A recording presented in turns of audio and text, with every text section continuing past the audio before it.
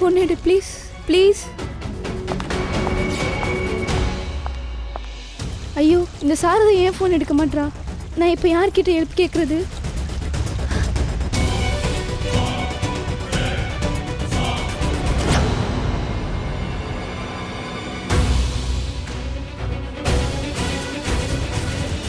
திவ்யா இவ்ளோ கால் பண்ணிருக்காளா?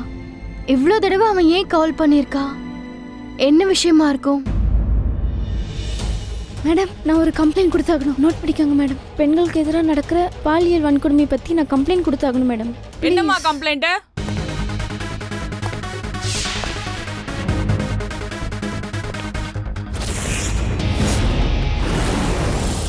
இங்கே பாருங்க மேடம், 2 பேரும் பணக்கார வீட்டு பசங்க, ரொம்ப மோசமானவனுங்க. பிரசாந்தும் நிசாந்தும் 2 பேரும் என்கிட்ட. டோன்ட் வரி, இவனுங்களை நான் விட மாட்டேன். ஏன்னா பொண்ணுங்க கிட்ட இந்த மாதிரி நடந்துக்கிற ஆம்பளைங்களை நான் வெறுக்கிறேன். இவனுங்களை விடவே மாட்டேன். இவங்களுக்கு கண்டிப்பா தண்டனை கிடைக்கும், அதுவும் என்னோட ஸ்டைல்ல கிடைக்கும். ஆமா, உன் பேர் என்ன சொன்ன? திவ்யா.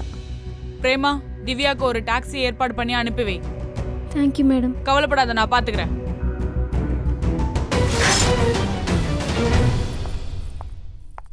இந்த திவ்யா எங்க போயிட்டா? இவ்ளோ தடவை எனக்கு கால் பண்ணிருக்கா, நான் பண்ண எடுக்க மாட்டேங்கிறாளே.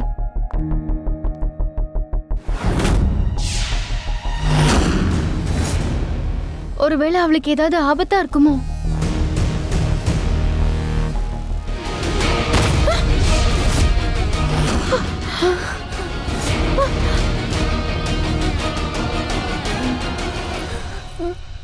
திவ்யா, திவ்யா, திவ்யா, திவ்யா, உனக்கு என்னாச்சு? எப்படி நீ மேல இருந்து கீழே விழுந்த? சொல்லு, என்னாச்சு?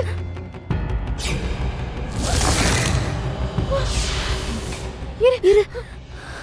திவ்யா, திவ்யா, நான் இருக்கேன்ல, உனக்கு எதுவும் ஆக விட மாட்டேன். சாரதா, நீ அவங்களுக்கு தண்டனை வாங்கி கொடு. உன்னை யார் இந்த மாதிரி பண்ணாங்க? முதல்ல அதை சொல்லு. நான் என்கிட்ட இருக்க எல்லா ஆதாரத்தையும் போலீஸ் ஸ்டேஷன்ல டிஎஸ்பி மேடம் கிட்ட கொடுத்துட்டு, அவங்க யாரையும் விட்டுறாது, அவங்களுக்கு தண்டனை வாங்கி கொடு. அப்புறம் அப்புறம் அப்புறம்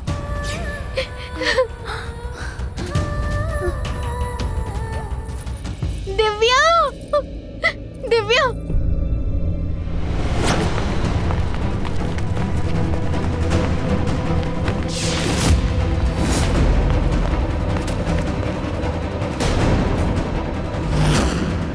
இவளுக்கு எப்படி இந்த மாதிரி ஆச்சு? யார் இப்படிலாம் பண்ணுது?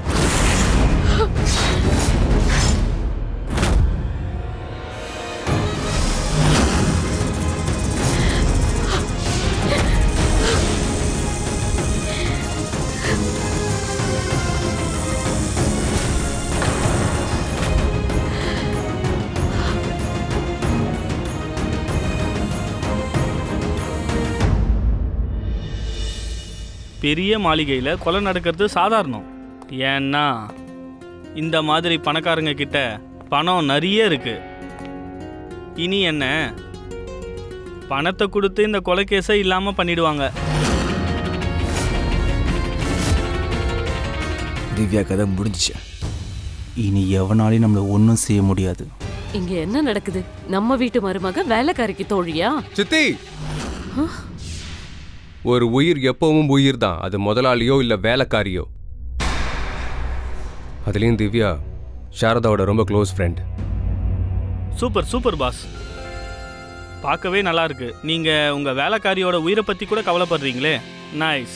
சரி, அப்போ நாம ஒன்று பண்ணலாம். இந்த வீட்டில் நான் ஸ்டேட்மெண்ட்டை உங்ககிட்டயே வாங்குறேன். திவ்யா அவளை கொன்னது யாருன்னு என்கிட்ட சாகிறதுக்கு முன்னாடி சொல்ல வந்தா.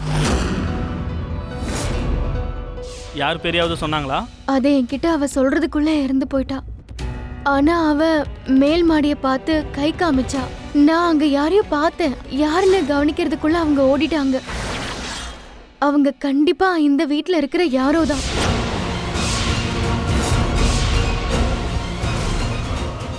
வாழ்த்துக்கள் சீமா, நல்ல மருமகதா இவ.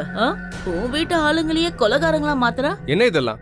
முதல்ல நீயே இங்க இருந்து காணாம போயிருந்த, இப்ப எங்க வீட்டுக்காரங்க தான் கொலையே பண்ணிருப்பாங்கன்னு அவங்க மேலே சந்தேகப்படுறியா? இங்க பாருங்க ரிஷப், கொஞ்சம் புரிஞ்சுக்கோங்க. நான் என்ன சொல்றேன்னு கேளுங்க. புரிஞ்சுக்கிற நேரம் எல்லாம் முடிஞ்சு போச்சு. சாகிறதுக்கு முன்னாடி யாராவது பொய் சொல்வாங்களா? என் ஃப்ரெண்ட் என்னோட கண்ணு முன்னாடியே செத்தா. அவ கைய காமிச்சா அதை நானும் பார்த்தேன். மேல யாரோ இருந்தாங்க.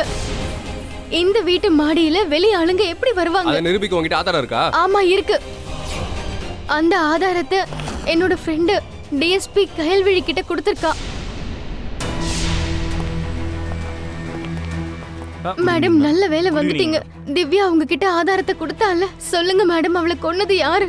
சொல்லுங்க மேடம், அவளை யார் இப்படி பண்ணது? யாரு எதுக்காக அவளை இப்படி கொன்னாங்க?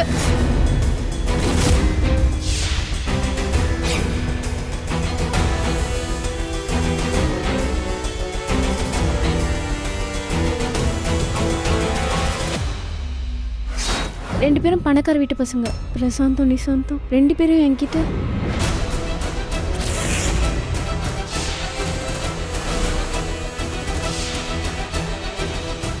மேம், எல்லா உண்மையும் உங்களுக்கு மட்டும்தான் தெரியும்.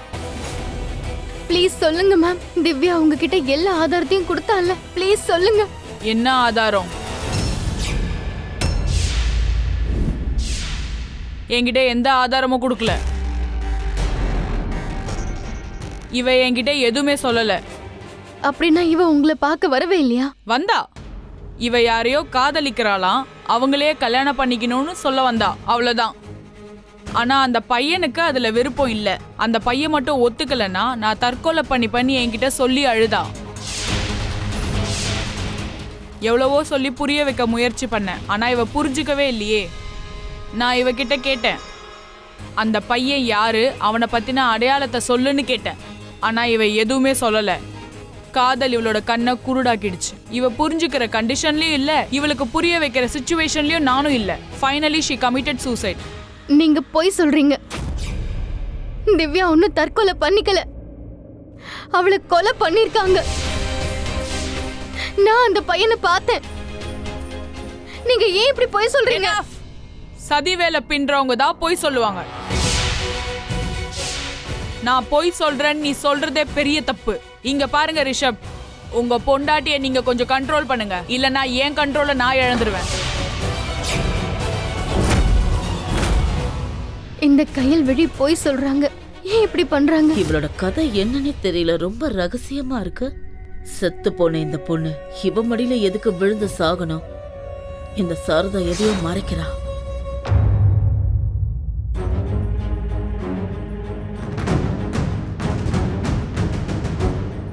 இங்க இருந்துதான் திவ்யாவை தள்ளி விட்டாங்க. கண்டிப்பா இங்க ஏதாவது ஒரு தடயமோ இல்ல ஆதாரமோ கிடைக்கலாம்.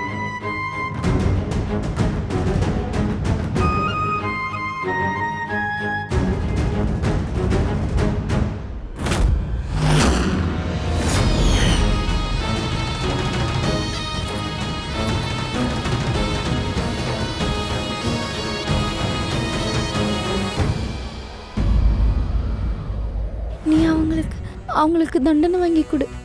அவங்க யாரையும் விட்டுறாது. சாரதா,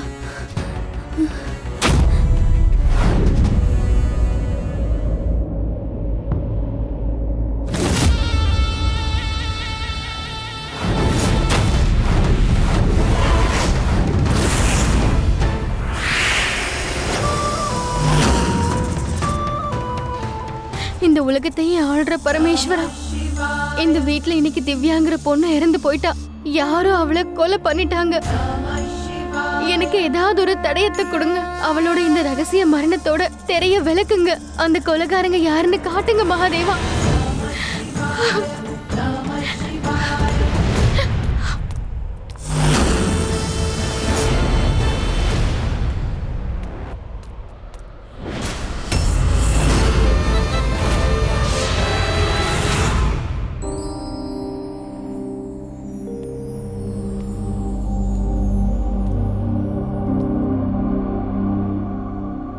இந்த ராத்திரி நேரத்துல நீ தனியா இங்க என்ன பண்ற? அது எனக்கு தூக்கம் வரல, அதான் இங்க வந்து நிக்கிறேன். கொஞ்சம் காஃபி குடிச்சு பாரு, ஒருவேளை தூக்கம் வந்தாலும் வரலாம்ல. வேண்டாம், எனக்கு எதுவும் வேண்டாங்க. எனக்கு ரொம்ப கஷ்டமா இருக்கு.